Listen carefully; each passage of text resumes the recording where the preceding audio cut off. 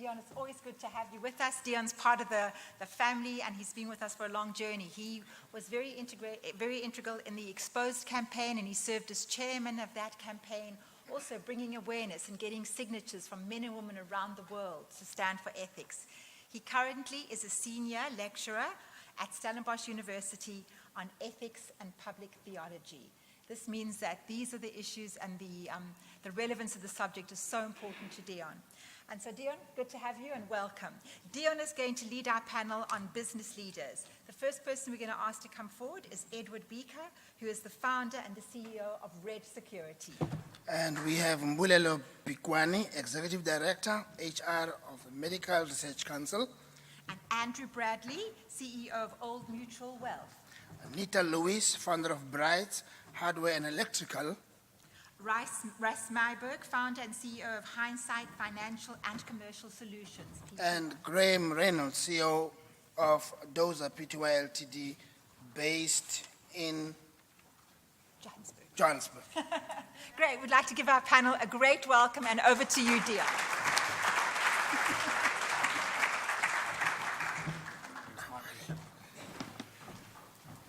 Right. Good morning, everybody. How's your energy? Are you ready for a little bit of engagement in this panel? Yes. Come on, you can get more excited than that. We have a veritable who's who of business sitting before us here today. Last night, as I was looking through the list of panelists again, I thought, my goodness, if ever I wanted to start something up in the country, this would be not just the dream team, they'd be the dream team of dream teams. Now, just to explain to you a little bit how this panel is going to work, we want it to be as interactive as possible. At the end of the day, transformation happens, as we've been so wonderfully reminded by Patrick, when we ourselves are encountered by God in the place where we live and work. And so what we're going to do is we're going to ask each of the panelists to give us just a 2-3 minute introduction of their area of work and how ethics has been an issue or a concern or a challenge for them within their sphere of operation. So we've prepared them to do that just for 2 or 3 minutes. And what I'd like to ask you to do is, please, while they're talking, if you have a question for one of the panelists or a question for all of the panelists, although I would encourage you keep those to a minimum, we have limited time, won't you please write it down? Then once the panelists have each done their introduction, and I'll introduce each of them separately, then we're going to open the floor to questions. And you can ask anything you like. I would encourage you, keep it on the subject of ethics. If you want to know where to buy a good car, there may be someone in the room who can help you with that. But let's engage them in their area of expertise and see what we can learn about being unashamedly ethical in the world of work. So, colleagues, it's my privilege to introduce to you the first of our panelists today. And I see you've got the mic in front of you there, Edward.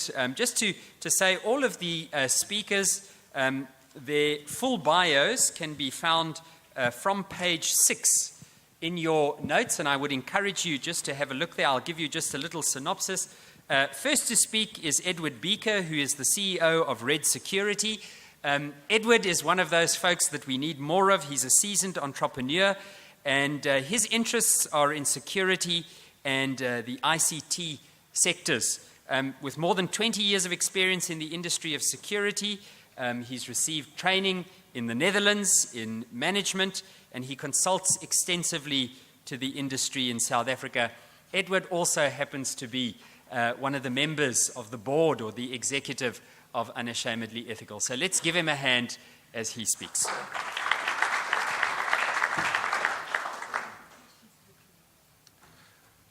Good morning, UE family dignitaries. It's quite a pleasure and honor to be here this morning. I'm quite humbled. I think just briefly on the industry that I work in, our industry's expanded quite rapidly over the years. It's grown into a multi-billion rand industry with excess of 9,000 private security companies, which gives us probably a database of excess of 2 million registered security officers. And I think the authorities haven't anticipated the rapid growth in the industry, so regulation of the industry is quite challenging. And if we just reflect on the newspapers, there's been a lot of articles where security personnel has been involved in transgressions. And in 2001, the Security Amendment Bill was passed, which puts the onus on private individuals and private sector like yourselves to ensure that companies like us are compliant, knowing that the regulatory authority it's extremely challenging to manage the industry. And, for ourselves, what we've implemented over the years is really holding our management accountable with strong codes of disciplinary practice, enforcing, our commitment to our clients to ensure service delivery. And, obviously with that, it's taken our toll on losing key personnel that does not embrace ethical values. And I think today, when we confront clients, it's we need to be the honest people, and we really need to employ individuals that's got ethics and values and integrity enshrined in their moral fiber. Stephen Covey put it so wonderful in his book, The 7 Habits to Most Effective People. He said the value that we place on ourselves is the ability to keep a commitment to ourselves. And we are actually the disciples and followers of our own value system. And really, when we've re-looked at our recruitment and policies, really is really stressing to our staff database or our recruits that you need to be accountable for your actions. Working. We do experience challenges, but we I think just need to deal with that and be accountable for those actions as we carry on in the industry. I think the common phenomena that we find in our industry is obviously collusion, price fixing, as well as underpricing.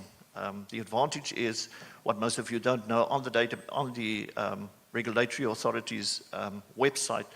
There's clear guidance in terms of the regulation, the pricing structure, so you can easily see when this company is getting into price wars, underpricing, because either government will be shortchanged or your personnel will be shortchanged. Thank you.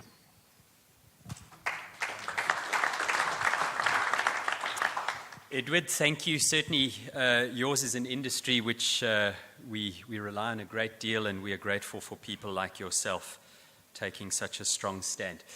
Next on our panel, we have Andrew Bradley. Andrew, thank you for being here today. Andrew is the Chief Executive of Old Mutual Wealth, so a good guy to know, and the Chairman of Axis, a business that he founded, which Old Mutual has recently acquired. He also served as the chairman of the boards of the South African Savings Institute, the Financial Planning Institute, and the Cape Town chapter of the Young Presidents Organization, known as the YPO, as well as a board member of the Association of Collective Investments and the Financial Planning Standards Board. And Andrew, I was so pleased to see that you were also on the board of the South African Rugby Players Association. Many of you will know Andrew not only from his work in industry, but also from the various publications that he produces. He's a regular columnist and certainly someone who is a real expert. So Andrew, thank you for being with us today. Thanks very much, Dion. I'm not so sure about expert, but certainly I think in my field, the one thing that one learns very quickly is that there's so much to learn and so much to get to know. The most important thing is knowing what you don't know, and that's most things. I think very simply, the career that I've been involved in, the profession, is looking after other people's money. And I've done that now for the last 25 years. And I think when I started out in that profession, the very first thing one wants to do is be as successful as you possibly can. And so I realized that there were two ways in which to do that. The one is to actually get more clients with more money, or on the money that you get from them, you make more money for yourself. And so I very quickly realized, for me personally, and I don't want to pass judgment onto other people, and I think the Archbishop said it exceptionally well this morning, is what is right. Okay, now, all I can say is what was right for me.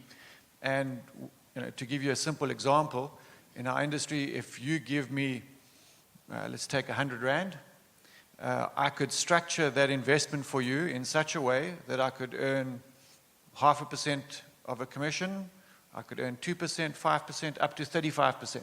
Okay? So of your 100 Rand, I would be able to earn 35 Rand. Now, I will gamble for a second, which I don't do, and say, I bet you I could convince you to do the investment where I'd earn 35%. Now, in my opinion, that's totally inappropriate, that there is a conflict of interest between someone who's entrusting you with their money and someone who has a fiduciary responsibility to take care of that money. So what I simply said is that doesn't work for me, and so I started a business where I said I will agree with my clients what I earn irrespective of what happens to their money, irrespective of where it is invested. And I will align my earnings with their investments over the duration and not get paid up front and not care about theirs. Now, as I said, that's the way the industry generally works. I'm not going to pass judgment on others. They have their reasons for doing that. But that, for me, was unacceptable. And so, I was delighted to be able to build up a reasonable business based on those principles, where the question every single morning for my colleagues and I was, if this was our money, what would we be doing with it? And that is the test from every single aspect. We had very many interesting debates. That doesn't mean we don't charge. We have to charge, because if we don't charge, we won't be there to provide the job for our clients. But as long as they understand it and it's fair for all concerned, that was the test for us.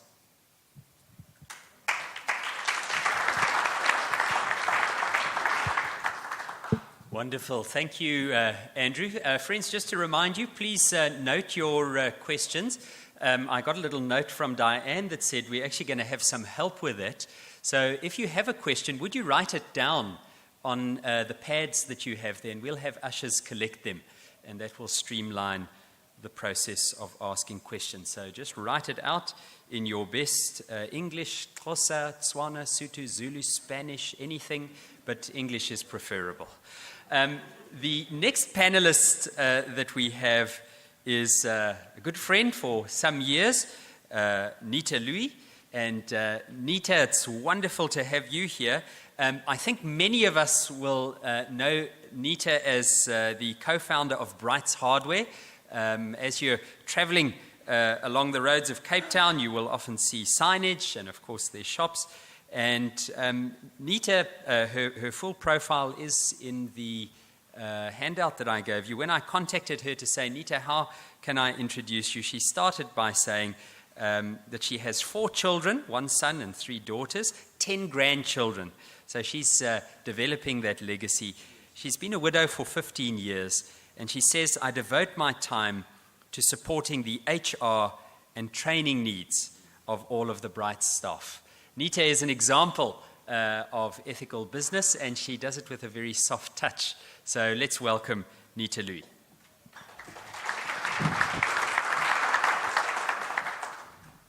Good morning. Thank you very much for those words. And I want to say good morning, family, if I can call you family. And I'm sure I can. Patrick, you really spoke to my heart today. And I just want to tell you a story. Bright started in 1971. It was a broken-down business that my husband and I bought. It cost us 6,000 Rand. It was a lot of money in those days. It's the only money we had. And it was a general dealer, and we had to transform it into what our dream was, to one day have a hardware and electrical business. I remember one day a customer saying to me, this is the only shop where I can buy a banana and a banana plug. So, because we literally sold everything. But as the years went by, we transformed totally. But in those days, I remember it was about survival. And we would do just about anything for survival. Whether it was fair or unfair, we believed that all's fair in love and war and business. So if there was an extra buck to be made, well, we grabbed it. But through the years went by, and I don't know where survival turned to selfishness. I don't remember. Somewhere along the line, it changed, that it became self-centeredness and selfishness. But then God, in His mercy, changed that all. And I say for the first 30 years, it was all about profit and wealth. But then God had another plan, you see. So He had to allow me to be totally broken before He could reconstruct me. And my husband had already passed away. And there started a complete change where God actually changed my heart. And it's true what Patrick says, until you change, there won't be any change. It actually starts with you. And that's what happened. I had to change, and it took a while because I was so independent and so full of myself. I just loved me, you know. And He had to change all that. And it was a process. And, you know, I had to ask my staff in this last couple of days, what do they see that is so ethical about brides? And they came up with a couple of things. They said, well, one thing they learned is that when a supplier supplies you incorrectly and you have a surplus, you have to report it immediately, and the supplier gets phoned to come and collect his goods. And I think that spoke to them. And another thing was that they were surprised that we always paid our suppliers on time. And, agreed time.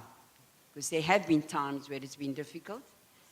And then the third one was that we took a stand for closing on a Sunday, which was one of the hardest things that I had to do.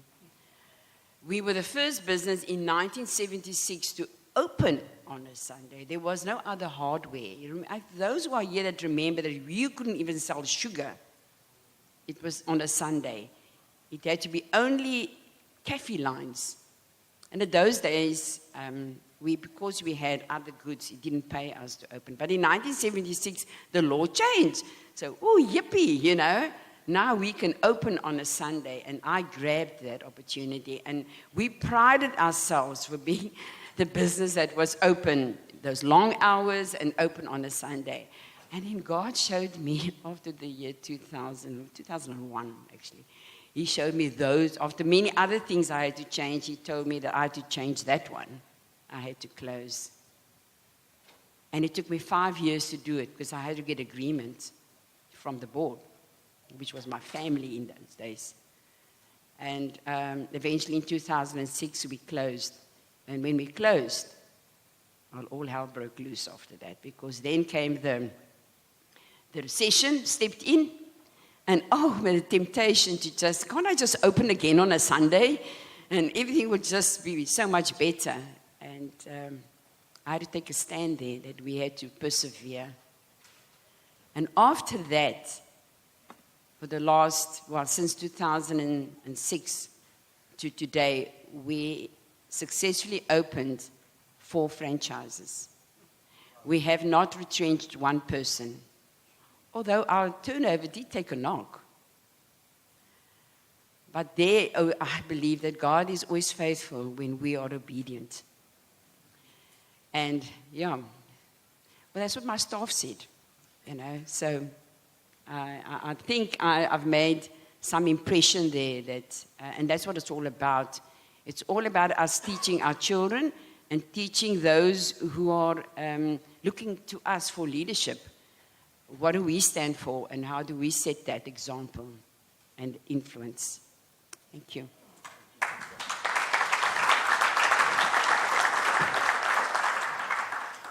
Nita, thank you. Such an honest reflection, and I hope you're hearing that coming through today. that we really are talking about what it means to be Christians in business. We've got to find ways to make this work. I remember when Graham and I wrote that little book, Transform Your Work Life, I interviewed a number of people and spoke to them about what does it mean to be a Christian in business. And I remember one person who shall remain unnamed said to me, these three things remain: faith, hope, and love. And the greatest of these is cash flow. So, yeah.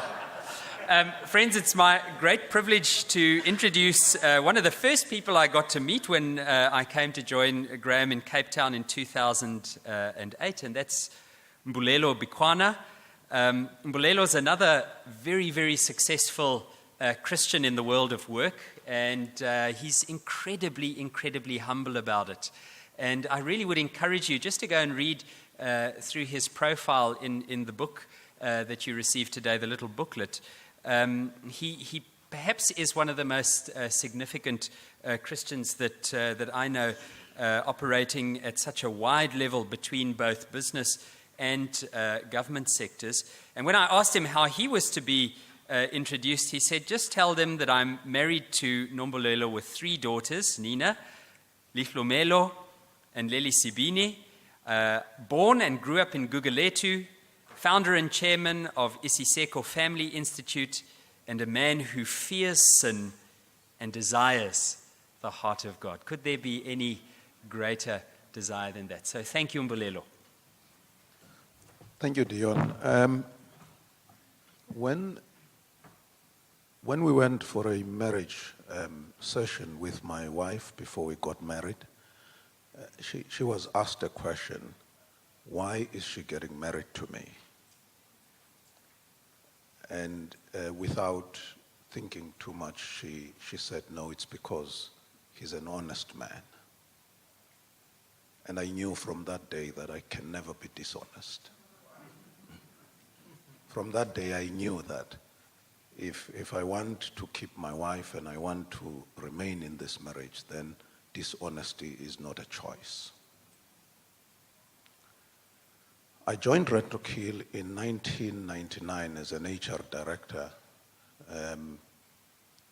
in a very strange way, where I normally say to people, those people who don't believe that God can take us from being shepherds and makes us kings, he must ask me, because I was a director of a company having never been a manager before. I was never a manager before, was a commissioner at the CCMA, and here is the managing director of this company who appeared before me after their case, asked me to come and become a director at their company. And I refused then, because I thought that he was trying to bribe me with a position in his company. But eventually I agreed after 2 years. Now, those who know Rentokil Hill is a services company, and the company puts its trust on the employees that are in the road with the vans, the Rentokil Hill vans. Now you have more than 1,000 employees. What do you do? And the first thing I did when I got to Rentokil Hill, I went around the country to teach about honesty, all the employees.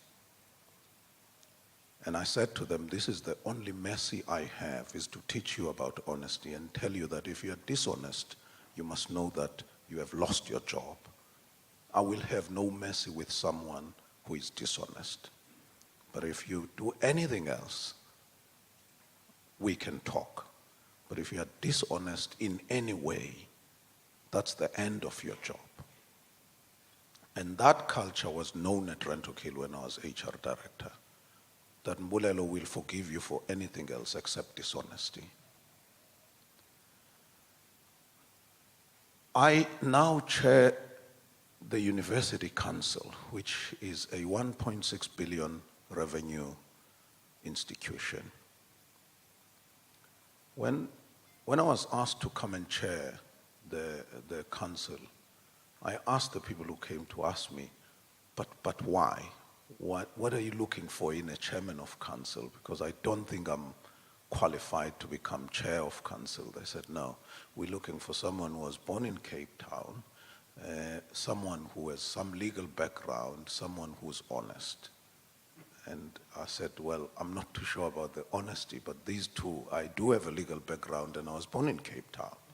They said, no, leave it with us, but we want you to come and chair council, which I eventually did. Within my first month as chair of council, I received a call from a friend who said to me, we were together at university, who said to me, I've just heard that you have been appointed chair of council of CPUT. And I said, yes. He said, now it's our time. These coloureds have been eating at CPUT. Now it's our time.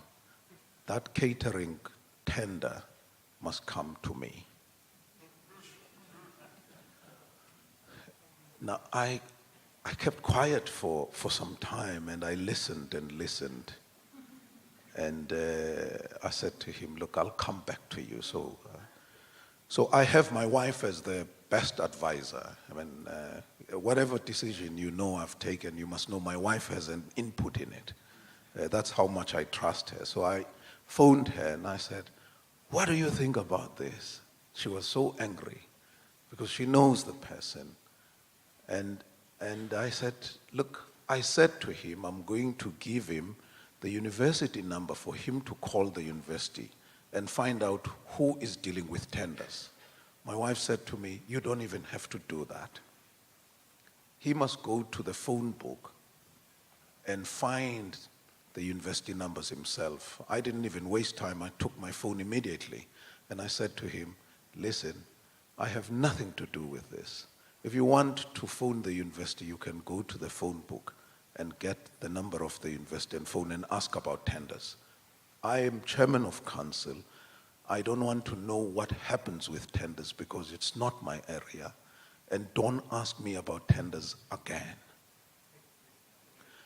And this was a close friend. We played football together and all sorts of things. And I think that was probably the last time we spoke until we met at an airport in Johannesburg. We just greeted each other. I don't know what he thinks. Now, as I close, a debate between a 4-year-old girl and her father about toffee. She wanted to buy toffee, but this toffee was quite big. So the father said, but darling, this toffee is too big for you. And she said, Daddy, but no, it is not. I said, no, but it's big for you. He said, no, it's not. Daddy, you forget one thing. I'm big inside. We have to be big inside if we have to be business leaders. Thank you.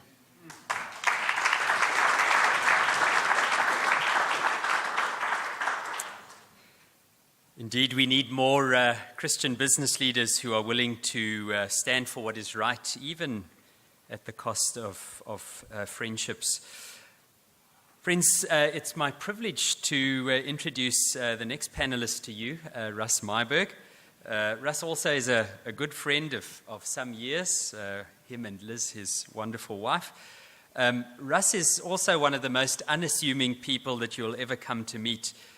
He has very extensive experience in two areas, both in state-owned enterprise, having advised for many years Eskom and Russ, how we wish they'd taken your advice, as well as in the private sector, particularly in the mining industry.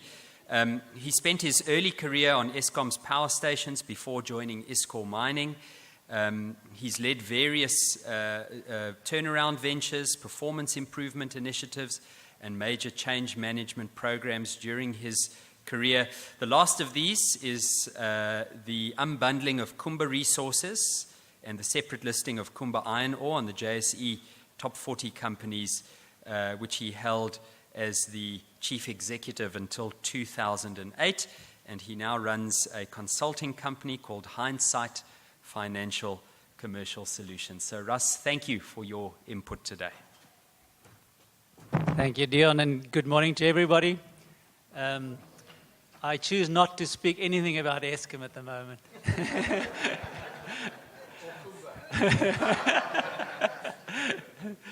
I had the privilege of working in both the mining industry and also in Eskom, and advised also some of the some government departments on some policy issues, and had some experience of late, and have seen through my career how I think the moral fabric of our country and our business changed for the worst, unfortunately. But the mining industry, as you know, has its challenges, specifically on the ethics field. And I'm not only talking about the direct ethic issues that we talk about, bribery, corruption, etc., but also much more bigger issues of ethics. And this is about sustainability, about what do we do with the resources that we are entrusted to. The mining industry impacts a lot on natural resources and also the interests of generations to come, not only these generations. And these are very critically important things to consider in how you actually create a company. I'm not going to talk anything about procurement. My dear friend who's a supplier to the industry here will tell you about some of the things that goes on in the procurement area.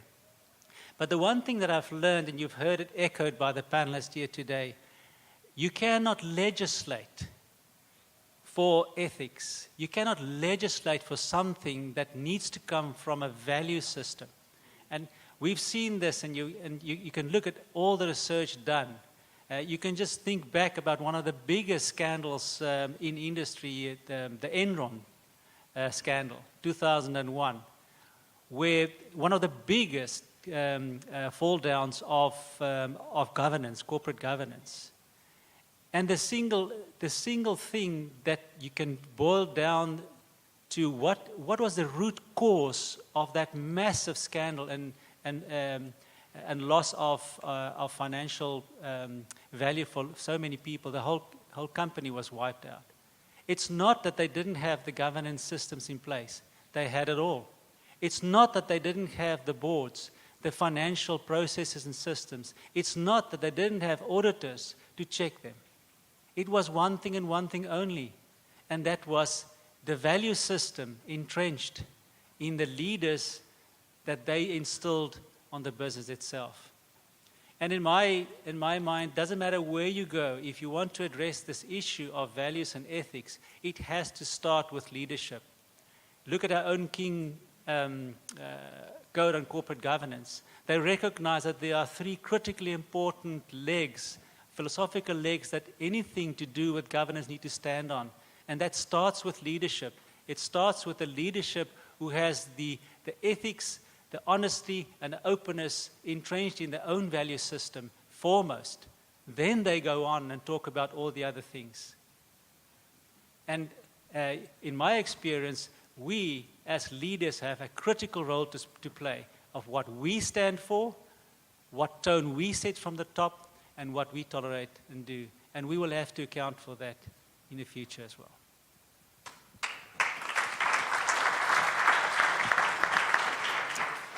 Russ, thank you so much for that strong challenge. Now it's my privilege to introduce a good friend, Graham Reynolds. Graham is a very successful, very hard-driven Christian businessman because of his success, but he's also one of the nicest guys you'll ever get to know.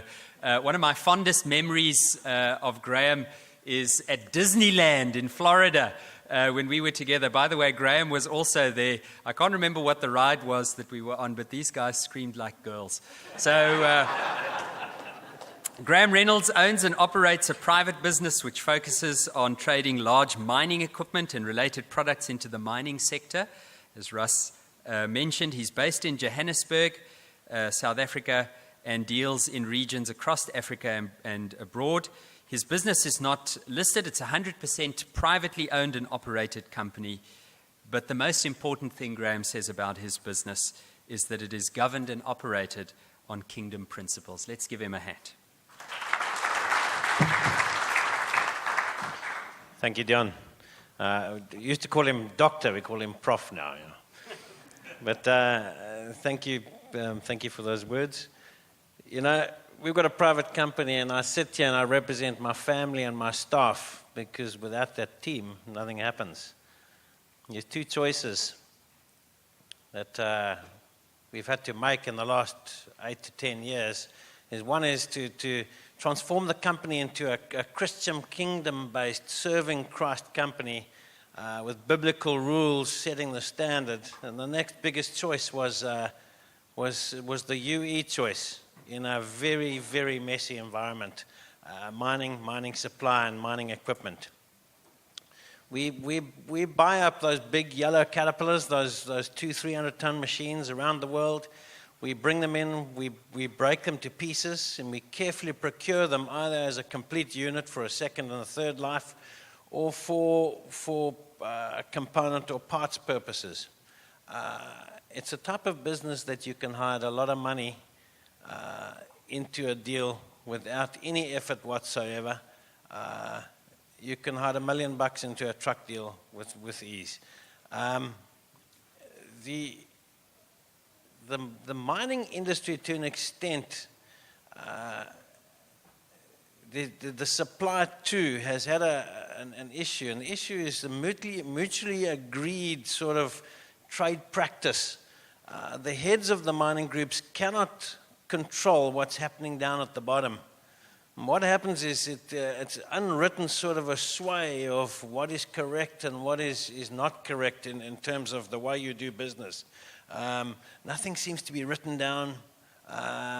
If everybody's doing it well, then it's fine, which creates this sort of a poison in the way it's done.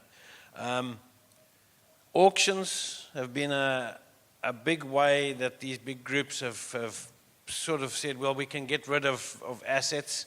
The auctions, to a certain extent, over the past few years have been highly, highly controlled by the sway of what the people are calling. Very powerful money, very powerful people involved, a lot of intimidation and that sort of thing.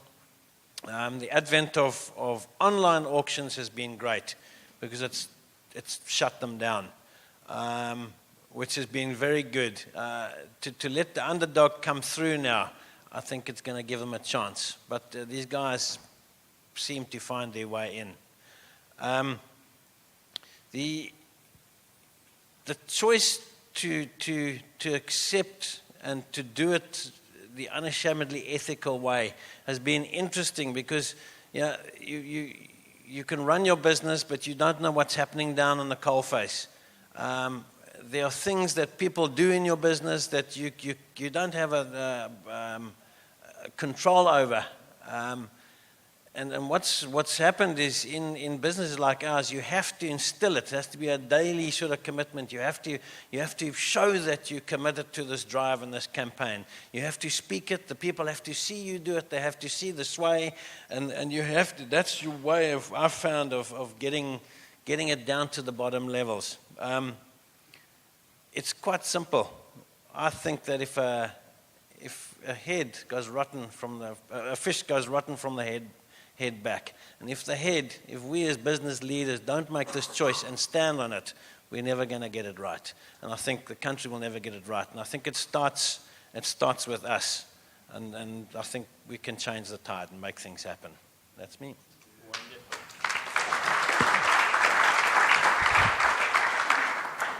Wonderful, Graham. Really a very, very powerful challenge, and I think it is critical for us to remember that both in business and in broader society. This is an election year. We have important choices to make as Christians. But that choice begins, thanks Diane, with each one of us right where we are. Now, we've received a whole flurry of questions, and I've tried to group them. So if you don't recognize your question exactly, I hope I represent it well. We wouldn't have enough time to answer all of them. I think we've got enough here, Graham. It'll keep us going. We want to start first with a question, Andrew and Mbulelo, for the two of you. And maybe we could start with you, Andrew, and then over to Mbulelo.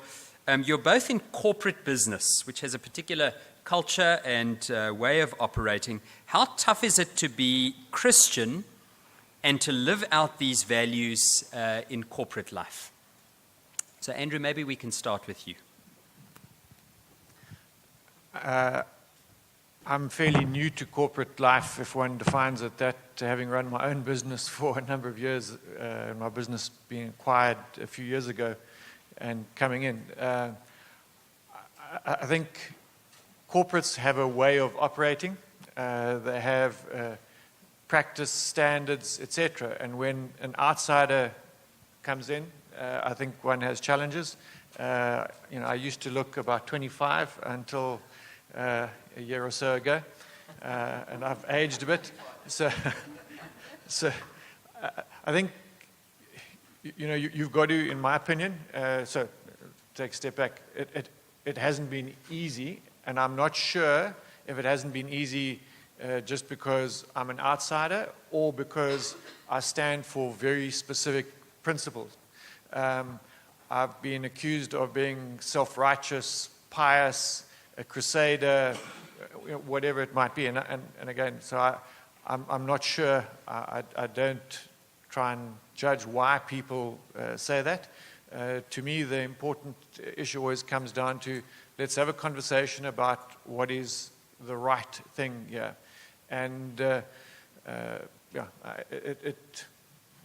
isn't easy. It isn't easy.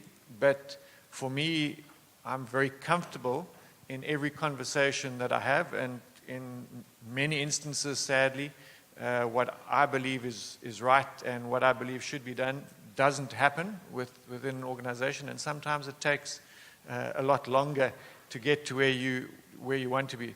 When it was my own business, it was exceptionally easy.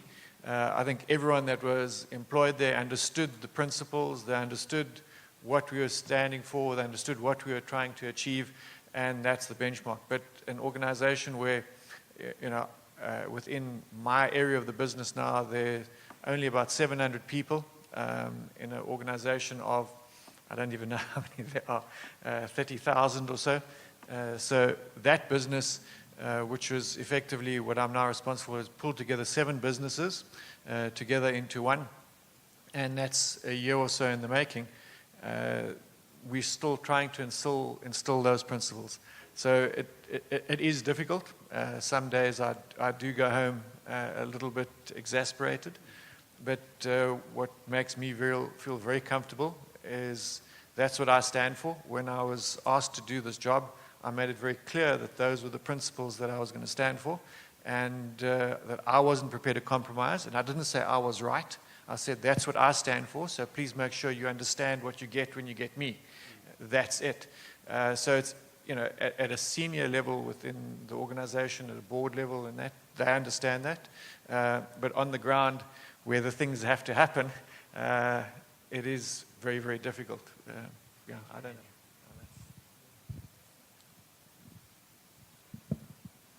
I don't think it is more difficult than being a Christian. I don't think so. Unless you are a nominal Christian. If you are a Christian, whether you are in the corporate or at home or anywhere, the standards are the same. And strictly speaking, one of the things we have to do is just to make known who we are when we participate in boards and all those sorts of things, so that people can know what they can talk to you about and what they can't talk to you about. Christians have a way of hiding, and they don't want to be known that they are Christians. They sit on boards, they don't want to be known that they are Christians.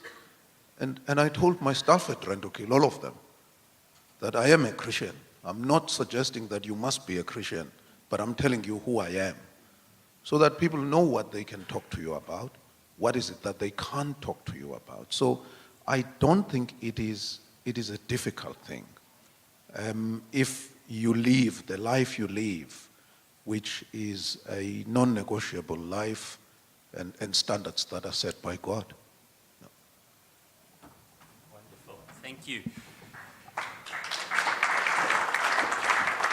Deeply challenging there. Thank you, gentlemen. We have a question now which Edward and Nita is directed to the two of you. The question is, what are some of the biblical principles that have informed your stance on ethics in your respective businesses? And Edward, maybe we can start with you. And Nita, go over to you. Yeah, I think the first biblical principle we find in Proverbs 22:1. It says that a good name is more valuable than great riches. And I also find it in Psalm 127. If God doesn't build a house, we labor in vain. So I believe that, our door is not just open for believers, for all, any member of any faith, employees coming to seek employment, but it's important that during the process of recruitment that we make our staff understand that we're looking for individuals with a vision, with a purpose that's purpose-driven, and think through that they will bring value not only to ourselves, but through to our clients and start transforming communities as well.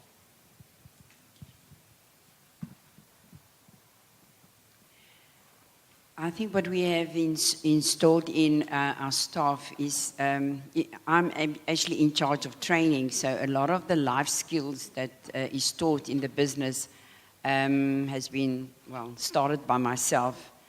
And one of the main things that we teach is do unto others as you would like to be done unto you. And once you do that, can you just imagine if that had to happen in the real sense of it, what a different world we would have. And I think every staff member that comes to us, doesn't matter at which level he comes in, he gets taught the same thing. And I personally believe that training is a big thing for the upliftment of people. If you don't train them, how would they, even the thought that they are possibly the future of the company, if they're not at a level where they can take ownership, that will never happen, or you will have very poor leadership after that. So for us, it's important to teach biblical principles, which we do. In every meeting, we always emphasize that there has to be prayer before the meeting. So it's very clear to everyone that we deal with that we stand for Christian principles, and it starts with prayer. And then, like I heard earlier on, there's no use praying and you don't do things. So it starts with prayer, and it must spill over to the way in which we live. Thank you. Wonderful. Thank you, Nita. Now, here is a very difficult question, and it's for the two gentlemen on the end there. I don't know if in your lives you've ever received what's known as a left-handed compliment. Do you know what a left-handed compliment is? It's when someone gives you a compliment, but really they're asking a tough question. So here's the left-handed question. The compliment is this: it's easy to be ethical when you are successful. So well done, successful gentlemen. The question is this for Graham and for Russ, and we'll begin with you, Russ, if you don't mind. Is it possible to grow and thrive at the beginning of a business in that survival stage based on ethical principles? Or do you need to be unethical to get ahead? There you go.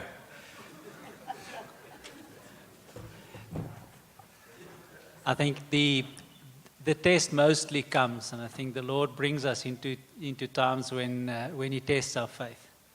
As far as growth in business is concerned, in starting my own business, we were extremely blessed that we had an anchor client, and we never got into that position where we were stressed.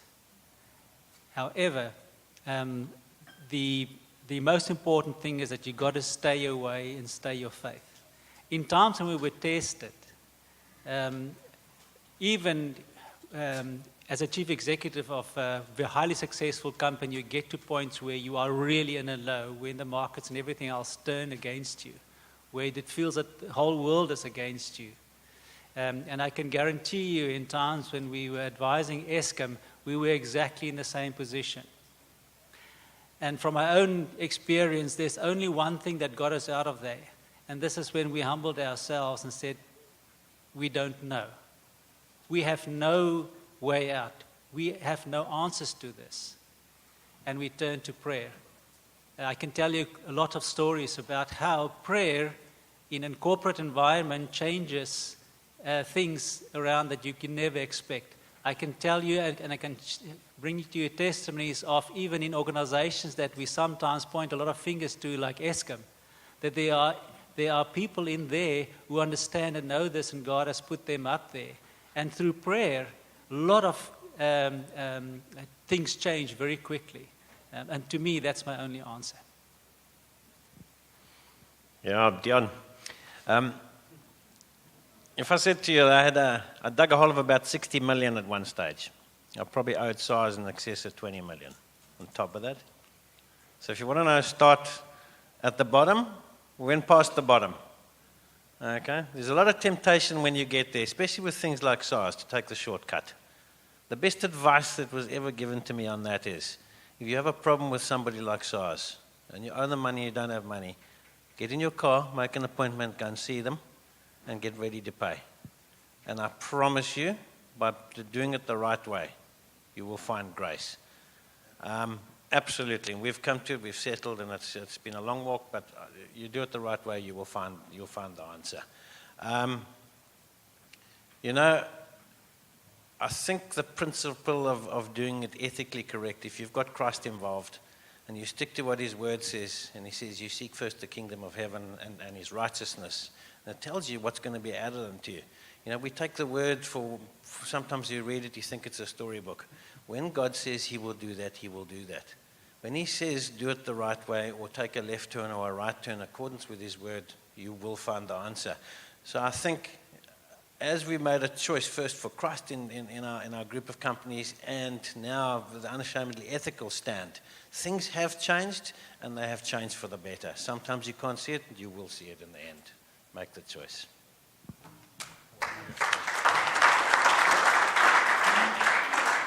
I think we can sense a couple of themes coming through here, and I think if you are discerning the move of the Spirit, you'll have seen it coming through all the way from what Patrick said this morning. God first. And having discovered that is a fundamental and core principle, God is the designer of everything, including the economy and every aspect of life. So God first, and then, of course, from our side, courage to do what is right and to consistently do what is right, to do it day by day. So, lady and gentlemen, thank you for your wonderful input today. We're going to give them a hand in just a minute. Andrew, just to say, we got about 5 questions from people. I don't expect you to answer them now, saying, should I invest in this? What does the next 5 years look like? Can I just ask that the owners of these questions, if you get to see Andrew Bradley, won't you come and share that advice with me? Let's give our panelists a big hand and thank them.